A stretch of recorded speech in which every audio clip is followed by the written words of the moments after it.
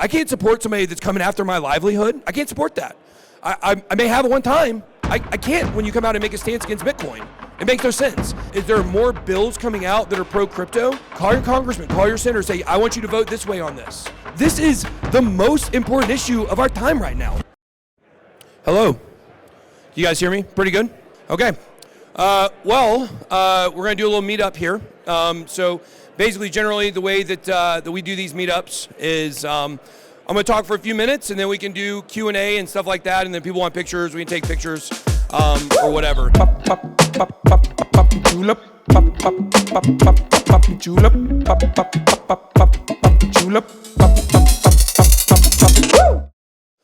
Really, I think the thing that people want to know the most about right now, obviously, is the bear market that we're in. And I've got a pretty unique perspective on the bear market, having gone through. Technically, this will be my third one since I got into crypto. So the thing is, when you have new people coming into the space, what you'll find is that they're very hopeful. They're very hopeful over what is going to be happening in the next 3 months, 6 months, 2 months, 24 hours.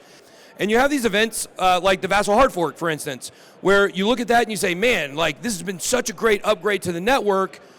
Are we going to see the price explode? Are we going to see the price go up? Because in the bull run, if you go back to the Shelley Hard Fork, that really kind of kicked off the entire bull run pretty much. That would have been in, I think it was June of 2020, right after the halving. Cardano price pumped after that. We had a lot of altcoins that were moving and grooving and doing pretty well. And, you try to apply that to the bear market and you say, man, we didn't get any movement at all. We got no movement from a hard fork. And that's just the downward sucking action of a bear market, what it tends to do. But another cool thing that happens in these bear markets is that people start building stuff. Almost everybody who comes into crypto comes in too late for that bull market that they're in. I started my channel in January of 2018. Do you guys know when the peak of the last bull market was? January of 2018. So I literally the 1 month in between December and January while I was planning the channel, I decided to do it. Justin Williams and I were, we were making, BitBoy superheroes and stuff like that. We created the channel, the idea of it, right at the top of Bitcoin. And then we went live exactly at the top of the overall market. And a lot of people would look at that and say, man, that's such horrible timing. Like the worst possible time to start a channel in crypto or to build something in crypto is at the very, very, very peak of the market. And I'll be honest with you, if I actually had an inkling back then that we were not going to be coming up anytime soon, then I probably wouldn't have started the channel. I started the channel because I wanted people to have fun. I know how many of you guys know like the original version of my channel. It was not called BitBoy Crypto. It was called BitBoy and HODL. Justin Williams and I came up with this idea for this superhero called BitBoy, and it was supposed to be a comic series. It was going to be a cartoon. I know there's a music video that we're all going to make a music video. You guys seen that one? That somebody made like right at the peak of this market.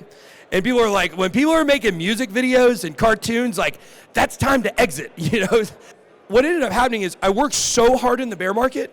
Like you can ask my wife, where's my wife at? Is she here somewhere? Did I or did I not work 20-hour days for 9 months straight? Yeah. 9 months straight until TJ came on my team. I worked 20 hours a day. Now, of course, there were some days I crashed, but in general, I worked harder than any person you've ever seen work. I did shovel gravel when I was younger. That was pretty hard. So it wasn't quite the manual labor, but I sacrificed basically for 9 months my family, my health, everything to build what I built. How many of you guys do anything in crypto on social media or content creation? Okay, cool. I love that. I love that. I love looking across the room and saying, wow, this could be the guy that takes me out one day, your channel will pass by. I encourage everybody, if you are creating content and you don't think that you're going to be the biggest and best at what you do, like you're not doing it right. You got to have that confidence to be able to do that. But the fact is that everybody's looking for a shortcut, and so you get these people that come into crypto, they want to get rich overnight, and then even if they do, the people that do get rich overnight, they end up losing it all overnight, right? That's what happens. Because you've got to be in for a long enough time to be able to see the cycles through, to understand, to mature, and to get all the information that you need to become the best investor or the best developer or anything in crypto that you can be. I was in Dubai this week, which was my first time on that side of the Atlantic Ocean. I'd never been to Europe, never been to the Middle East. You guys know I'm as American as America gets. You guys know the classic American that people around the world hate? It's me, and I accept it, and I understand it.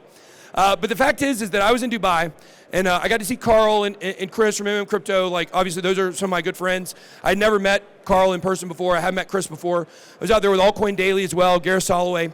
And I was talking to MM Crypto, and, he said this thing of like, it's good to work hard, but work smarter, not harder. And obviously that's true, right? We all want to work smarter than harder.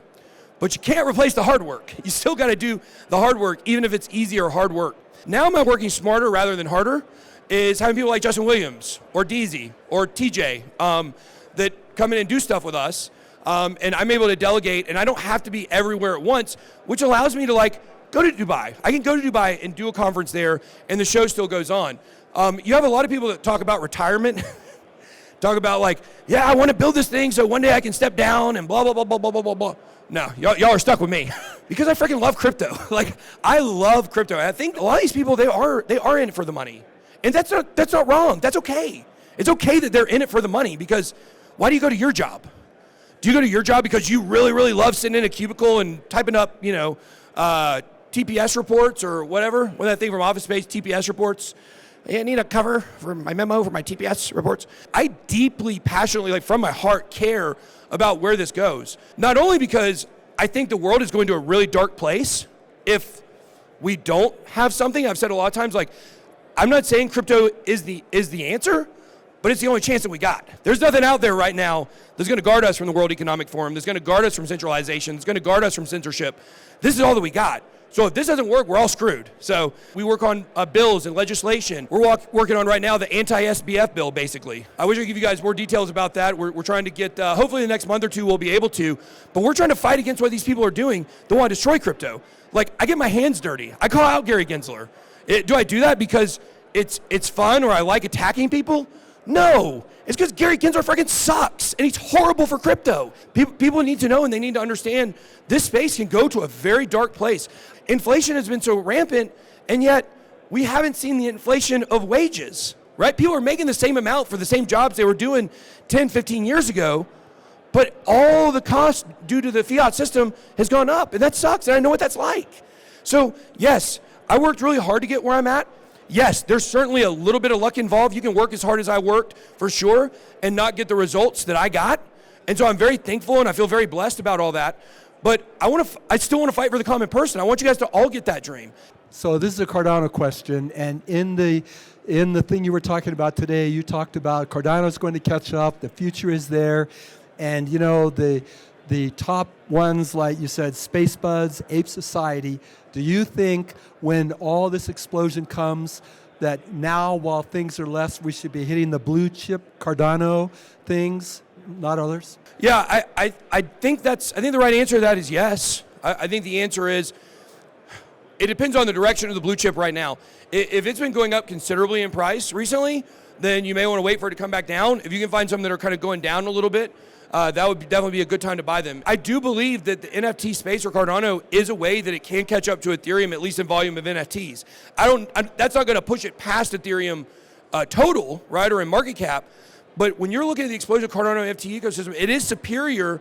I think you are looking at right now some things that will end up being like CryptoPunks, or will end up being up like Bored Apes. There are some in there that are like that. You mentioned politics. What's something that we as just average crypto people can do to actually make a difference in politics? Yeah, that's a great question. Number one, I would say, guys, I'm a one-issue voter. It's no surprise for people, probably which way that I lean. I definitely lean one way for sure.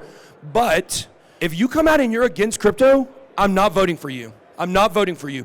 Because even if we look at all the other hot button issues, whether it's, government handouts, or whether it's, Second Amendment, or whether it's, anything really, none of that stuff is going to matter if we lose our freaking country, right?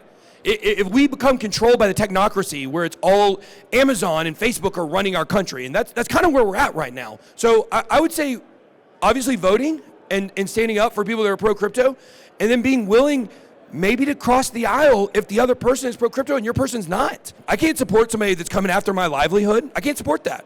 I may have it one time. I can't when you come out and make a stance against Bitcoin, It makes no sense. Is there more bills coming out that are pro-crypto? Call your congressman, call your senator, say, I want you to vote this way on this. This is the most important issue of our time right now. The question is, are we going to be ruled by overlords and in cages? That's the question. And so I think, to me, like, this is the biggest thing we have going on right now. So supporting the bills, hopefully we're going to be able to roll out our bill pretty soon that's more of a federal instead of just on a state level. And people are going to be really excited about it, I believe. So we still got to have some things fall in our way to really push it forward. But when stuff like this comes out, that you get more supportive of that stuff, because that's the stuff that affects us long term. And some of you guys may be on a longer timeline to get the money you want to get. We look at diminishing returns on these Bitcoin cycles. We're going to need this to go the right direction. So that's what I would say on that. So building up a company, going about it the way that you did, how did you prioritize your time then versus how you prioritize your time now between your family, your kids, your business, your faith, everything? So here's one of the things I'm very, very, very most proud of, is that when I went through all that, where I worked 20-hour days, I told my wife, I said that, where did she disappear? She left. She must have met another rich guy. Come on, honey. Oh, she'd kill me if she knew I said that. So I did sacrifice my family for a time, but here's what I'm really proud of, is that I told my kids, and I told my wife, I said, this year, which was 2020, I'm going to work so hard, and you're barely going to see me, and I'm going to miss things. But I said, once we get to where we're going, I will never have to do that again. And a lot of men that are in powerful positions, you know what they do? They just want more and more and more and more and more. And they end up cashing in those promises and not doing those kinds of things. And so one thing I've been really proud of is that, I was able last year to coach my kids' travel baseball team while I was doing everything I'm doing. At 5 o'clock, after around the blockchain a lot of days, at 5:35 or so, like, I got a whole other life I live, taking the kids to the ballpark, coaching, my daughter playing tennis, me and my son are doing jiu-jitsu. Like, these are the kind of things that I'm very proud that I actually do now. And so my piece of advice is, as you're building a business, there are sacrifices that have to be made or you will not get to where you need to go. But just when you get to where you're trying to go, recognize that you're there and be thankful for it, and then honor all those promises. And so don't just keep trying to add on. So what's the best way to eat an elephant? Now start with a tail. No, it's one bite at a time. That's what they say. Don't start with a tail. That'd probably be a bad place to start. All right, let's start with giraffe. If you had to eat a giraffe, how would you do it? By the neck, right? Do you guys know how much a giraffe weighs? Who thinks they know? 4,000 pounds. Isn't that crazy? A moose weighs 1,500 pounds.